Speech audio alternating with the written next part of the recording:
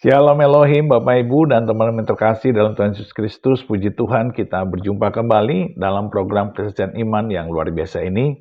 Saya berdoa Bapak Ibu sehat, bahagia, dan dalam perlindungan Tuhan yang sempurna. Dan biarlah kiranya apapun yang dikerjakan oleh Bapak Ibu diberkati Tuhan berlimpah-limpah. Dan tentunya menjadi berkat ya bagi banyak orang. Terima kasih Bapak Ibu dan teman-teman semua atas dukungannya selama ini. Dan biarlah program Kesaksian Iman ini terus berdengung sampai pada kesudahannya, sampai Tuhan Yesus datang kembali yang kedua kalinya. Ya, kita beriman seperti itu karena kita rindu supaya sebanyak jiwa diselamatkan melalui kesaksian ini. Dan tentunya iman kita semakin diperkuat, semakin dipertebal, dan kita semakin mengasihi Tuhan dan setia di dalam perjalanan kita mengiringi Tuhan.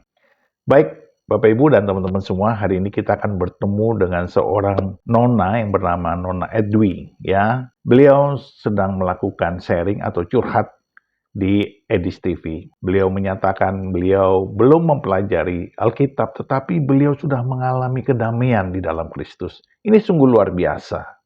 Dan beliau tidak terlalu menyukai ajaran agamanya karena beliau sendiri kaget dengan bolehnya seorang wanita dipukul oleh suaminya. Dan dia sendiri telah mengalami KDRT di dalam kehidupannya. Dan Ibu Edwi atau Nona Edwi ini kagum dengan ajaran Yesus Kristus, yaitu kasihilah musuhmu. Dan ini tentunya saudara dan teman-teman semua sangat mempertebal, menguatkan iman kita bahwa ajaran Tuhan kita sungguh sangat penuh kasih, penuh damai, penuh dengan pengampunan. Bagaimana kesaksiannya? Mari kita saksikan bersama-sama. Tuhan memberkati. Halo Bang Edis. Ya, Kak Edwi. Saya tanya dulu, Kak Edwi ini muslimah ataukah Kristen? Masih muslim. Masih muslimah. Gimana Kak Edwi? Mau bertanya aja Bang Edis. Tapi kalau dari wajah-wajahnya kok kayak mencurigakan, ini bukan Islam loh. Kan aku udah pernah naik Bang Edis. Udah pernah. Biasanya kalau wajah-wajah seperti ini nggak jilbaban, cantik, biasanya Kristen. Coba. Kita konfirmasi lagi nih karena saya agak sedikit lupa nih. Apa yang membuat kami yakin kalau Kak Edwi ini benar-benar seorang muslimah? Kan waktu itu udah pernah baca surat Al-Quran Bang Edis. Coba diulang lagi karena saya pun lupa. Coba. Baru aja 2 hari kemarin kayaknya. Ya karena terlalu banyak kan yang naik sini. Coba mungkin siapa tahu penonton-penonton yang lain juga baru lihat. Coba. Bacakan kami satu surat di dalam Al-Quran, lalu kami akan yakin bahwa Kak Edwi benar-benar seorang muslimah. Coba. Terserah ya. Surat apa aja? Coba. Yang pendek-pendek aja ya. Boleh, silakan. A'udzubillahiminasyaitonirrajim. Bismillahirrahmanirrahim. Qul huwallahul ahad, Allahus samad, lam yalid wa lam yulad wa lam yakul lahu kufuwan ahad. Mantap, ini muslim ya. Sah. Oke, gimana? Apakah yang mau Kak Edwi sampaikan di forum ini? Aku mau bertanya aja Bang Edis. Apa itu? Ya, apa dasar keselamatan di dalam kekristenan?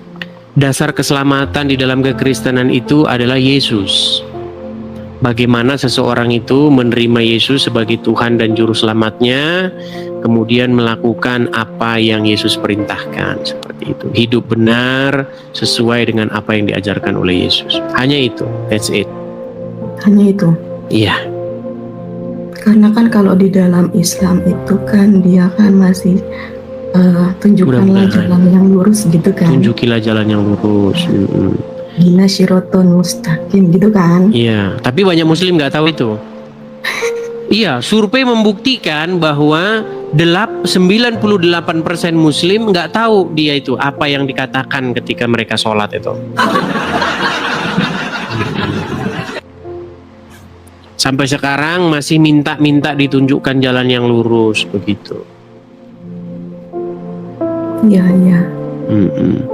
Tapi Kak Edwi ini apakah sudah mulai meragukan agama Islam atau bagaimana? Gimana ya? Boleh, tidak apa-apa, jujur saja kita meluapkan perasaan kita. Di sini itu forum yang keluarkan isi hati gitu. Apa yang buat ragu begitu. Saya tahu belum masuk Kristen kan? Atau Ya. mungkin sedang melirik atau belum sama sekali, nggak apa-apa.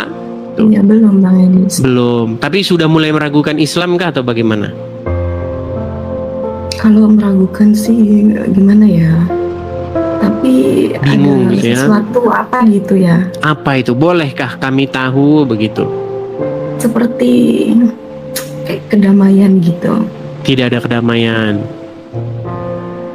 Tapi setelah saya belum mempelajari tentang Kristen, belum juga Bang Edis. Tapi di dalam hati saya itu seperti ada kedamaian gitu.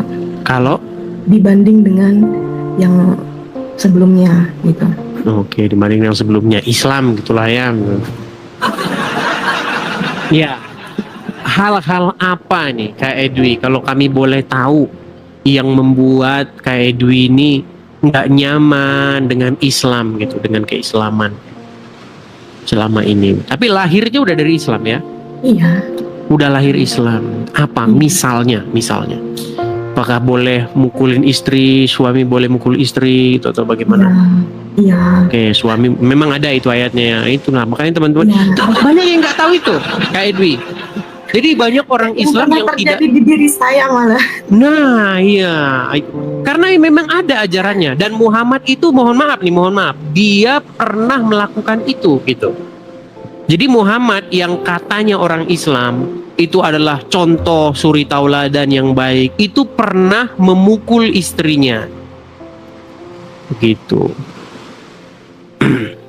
Jadi kalau ada muslim yang selama ini dia tidak tahu, dia menganggap bahwa Muhammad itu sedemikian rupa yang wow begitu kalau diceritakan, teman-teman muslim yang saya kasih tahu ya, di sini Edwi tidak termasuk memberitahu ya. Saya beritahu kepada kalian bahwa di dalam literasi Islam itu Muhammad tuh melakukan yang namanya pemukulan terhadap istrinya. Siapa yang dipukul oleh Muhammad? Itu Aisyah. Dia dipukul di dadanya. Begitu, sehingga Aisyah merasa kesakitan. Dan ayat Quran yang membolehkan suami memukul istri itu ada. Begitu. Apalagi nih, kayak Dwi, kira-kira? Apalagi ya, seperti kayak oknum bagaimana ya yang mengatasnamakan bacaan Arab gitu untuk Melakukan kekerasan. Gimana? Melakukan kekerasan. Enggak Bang Edis, jadi kayak misalkan orang yang sakit gitu ya, tapi ada seorang kayak seperti Ustadz begitu menyembuhkan dengan ayat Al-Quran, tetapi agak menyimpang gitu loh.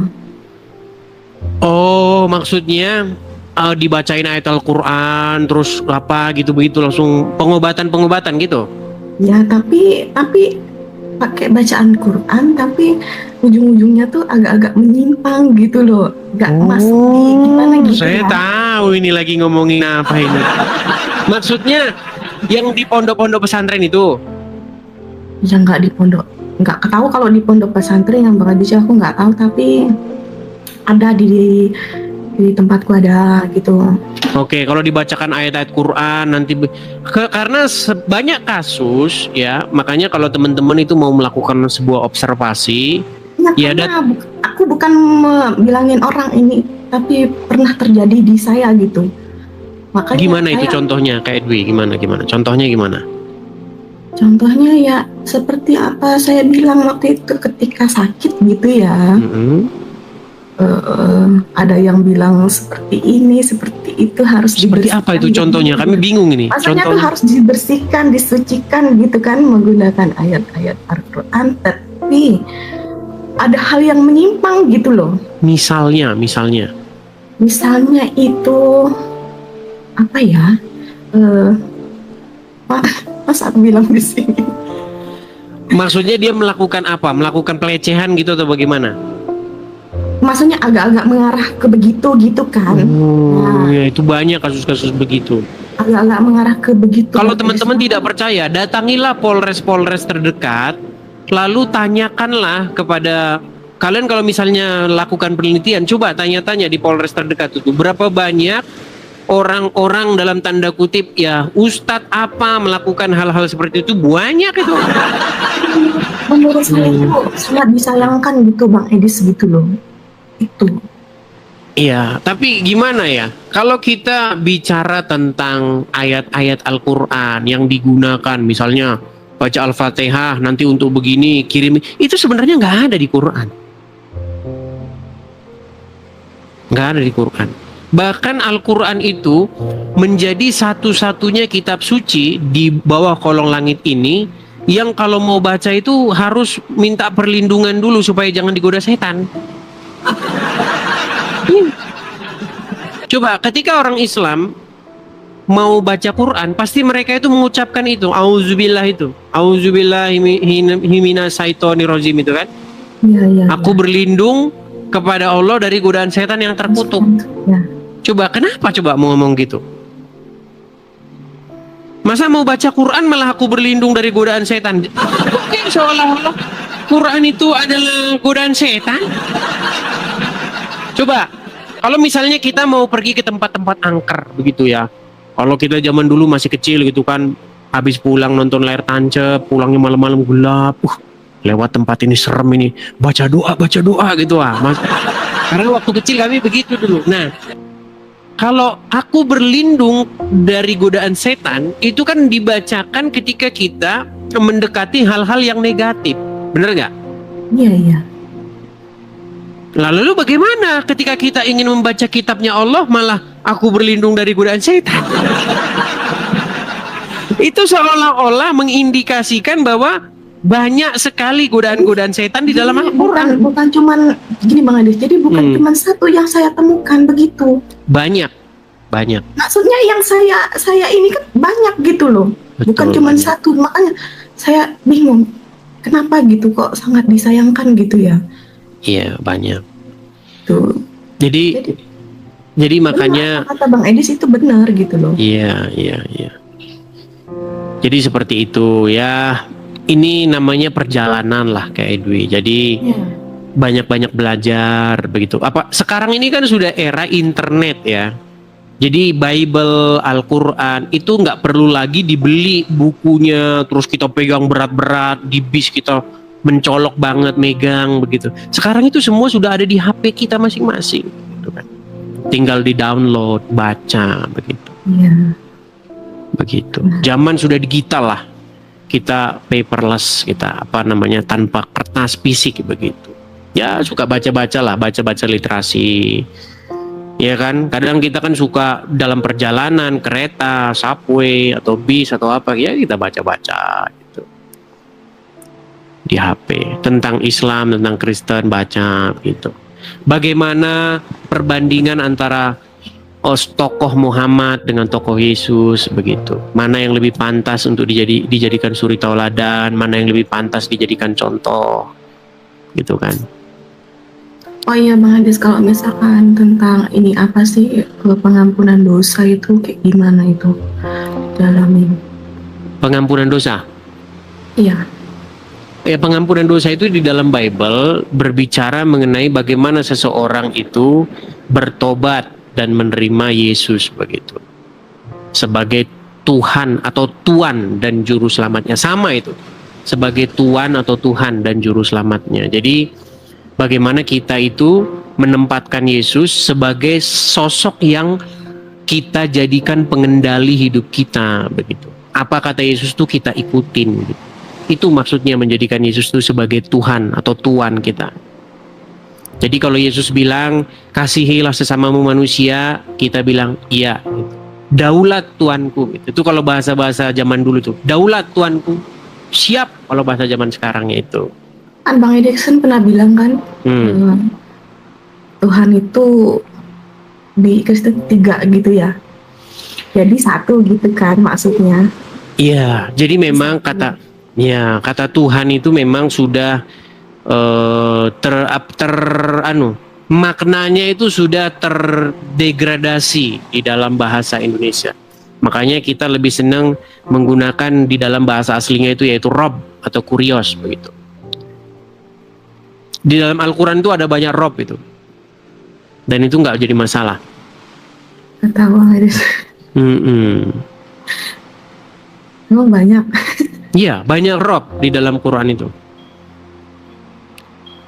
Yusuf pun dia punya Rob lebih daripada satu di dalam Al-Quran.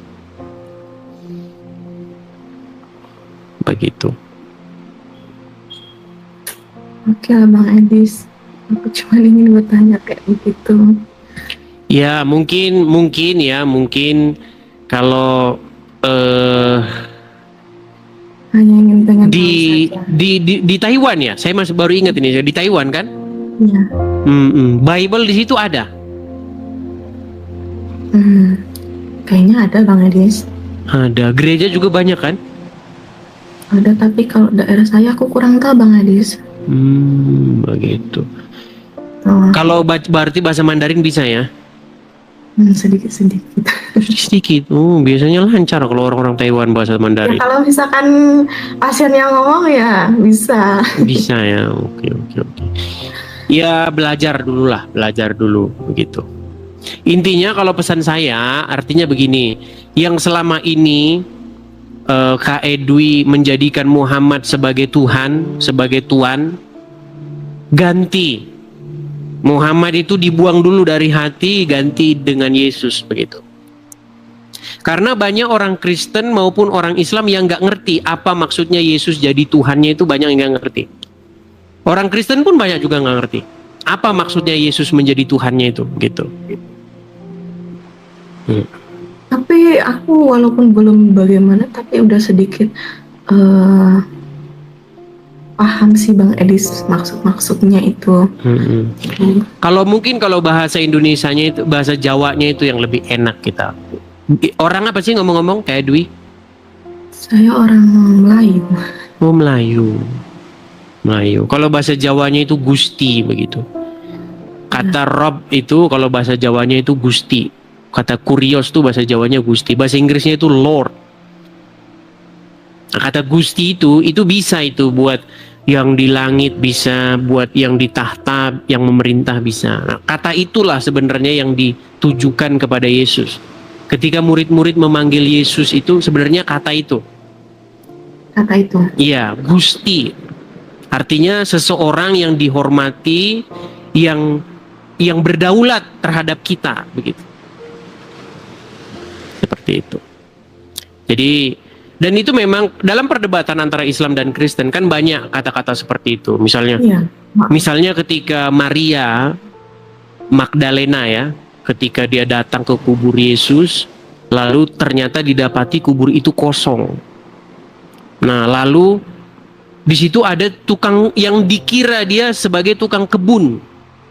Nah, Maria itu di dalam terjemahan Bible itu, terjemahan bahasa Indonesia, dia bilang gini,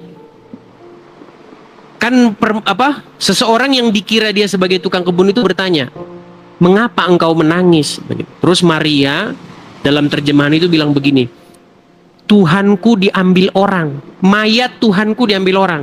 Itu kalau yang baca ini udah diketawain memang. Ya, itu jadi bahan tertawaan. Lihat nih, Tuhan jadi mayat dan mayatnya dicolong orang. Nah, itu memang kata-kata di dalam terjemahan itu kalau orang tidak paham. Gimana? Bagi yang gimana sih namanya, yang nggak bisa, karena kan setiap orang itu punya pemikiran. Ya, memang seperti itu. Makanya saya Walaupun juga pernah bilang kayak gimana, kalau orangnya nggak bisa nerima, tetap aja. Ya, jadi maksudnya kalau kita paham di situ artinya, ya kalau orang Jawa nggak apa-apa itu. Gusti saya, mayat Gusti saya diambil orang, itu nggak jadi masalah. Kalau dalam bahasa Inggris mayat Lord, my Lord begitu, diambil orang apa? Padahal ternyata orang yang bertanya itu ternyata Yesus sendiri, gitu. Dan dia hidup begitu, dia bangkit mengalahkan maut. Nah, jadi yang diinginkan Yesus adalah supaya setiap orang itu menerimanya sebagai tuannya, sebagai Tuhannya, atau sebagai Gusti di dalam diri dia. yang mengendalikan, yang berkuasa, yang memimpin seseorang itu, begitu. Iya. Kalau dalam bahasa Arabnya itu kata itu adalah kata Robbi, Rob, Tuanku atau Tuhanku, sama itu. Begitu. Iya. Terus kalau saya Bang Edis ya, kalau nyanyi lagu rohani, saya suka nyanyi lagu rohani. Oh iya, banyak sekali. Saya kalau lihat lagu-lagu rohani Kristen yang viewsnya sudah jutaan, banyak sekali komentar-komentar Muslim di situ. Saya Muslim tapi saya senang dengar lagu ini, begitu. Iya. Lagu-lagu rohani Kristen, ya. Ya banyak juga orang-orang yang talentanya di musik, begitu, di lagu-lagu rohani Kristen, dan banyak membawa orang-orang kepada Kristus, gitu, banyak juga seperti itu. Lagu rohani apa yang Kak Edwi senang? Kayaknya seperti yang kau ingini ya. Oh ya, jadilah padaku seperti yang kau ingini, ya. Seperti itu. Ya, maksudnya seperti itu. Jadi setiap orang yang menerima Yesus sebagai Tuhannya, artinya harus menjadikan keinginan Yesus itu terjadi kepada hidupnya. Yesus mau kita seperti apa, ya seperti itu. Sebenarnya dalam Islam pun, ya, kalau kita mau mendalami secara sungguh-sungguh, sebenarnya menjadi seorang Islam adalah membuat dirinya sesuai dengan keinginan Muhammad. Jadi ketika seseorang menjadi Islam, orang itu akan menuruti atau membuat dirinya seperti kemauan Muhammad. Contoh, buatlah istrimu 1, 2, 3, 4. Katanya mengikuti sunnah Rasul. Terus kemudian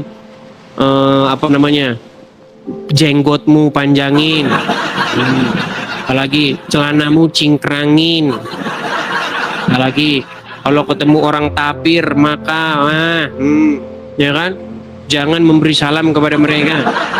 Artinya sebenarnya lagu itu apa sih bahasa Indonesia, berlaku juga kepada orang Islam. Jadi ketika menjadi seorang Muslim sejati, artinya membuat dirinya menjadi sesuai keinginan Muhammad. Nah, sedangkan menjadi Kristen adalah sebuah tindakan membuat dirinya itu menjadi seperti yang diingini oleh Yesus. Iya. Gitu. Cuman banyak orang tidak tahu, tidak sampai mendalam seperti itu. Karena banyak orang kan beragama hanya KTP saja. Begitu. Makanya saya sering ngomong kan, ketika kamu jadi Islam, sebenarnya kamu menjadikan Muhammad sebagai Tuhanmu. Dan ketika seseorang menjadi Kristen, dia menjadikan Yesus sebagai Tuhannya.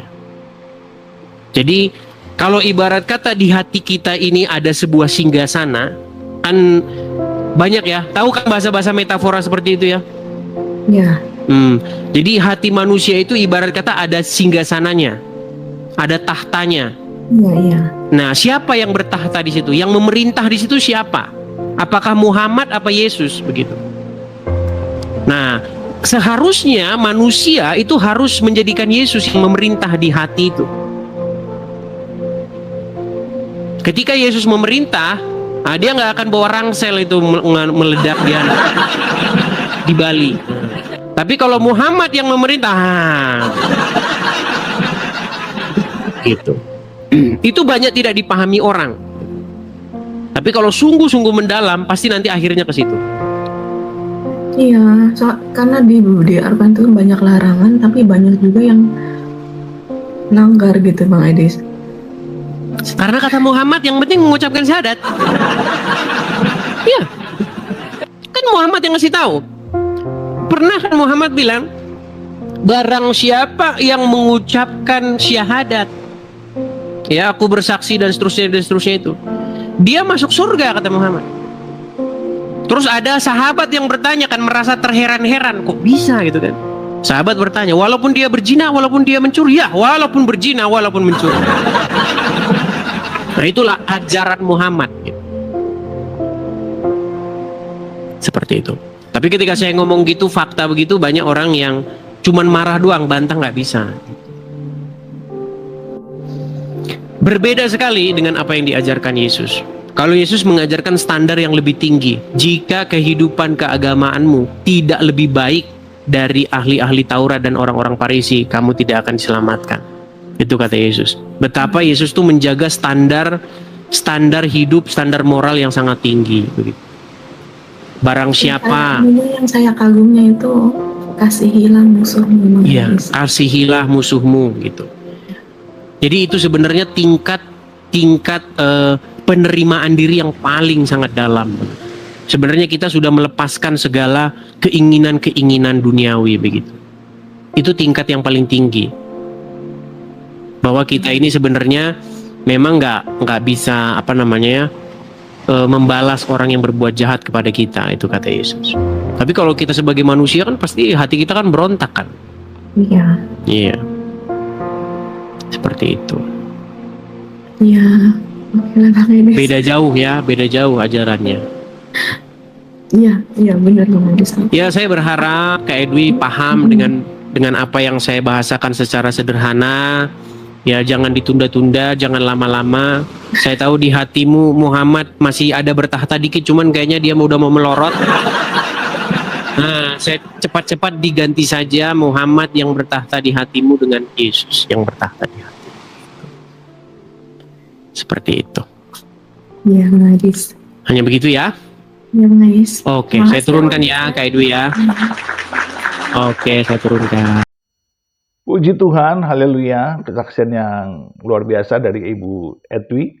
Mari kita berdoa buat beliau supaya beliau dijamah Tuhan, mengalami kasih Kristus, dan semakin rindu mempelajari, mendalami Alkitab, dan akhirnya menemukan kebenaran yang sejati, menemukan jalan kebenaran dan hidup di dalam Kristus Yesus. Tuhan pasti menyertai beliau karena kita berdoa buat beliau. Dan kita mendukung terus program daripada Edis TV, melalui doa, melalui sumbangan, melalui donasi, dan biarlah itu menjadi berkat yang besar bagi pelayanan beliau. Tetaplah setia Bapak Ibu, tetaplah bersyafaat, tetaplah bersaksi, tetaplah menjadi orang benar, tetaplah menjadi garam dan terang bagi dunia ini, dan tetaplah memberkati, mengasihi, dan mengampuni siapapun juga di muka bumi ini. Tuhan berserta kita, dan Tuhan memberkati kita di dalam nama Bapa dan Anak dan Roh Kudus, di dalam nama Tuhan Yesus Kristus. Haleluya, haleluya, haleluya. Amin. Amin, amin, amin, amin, amin, amin.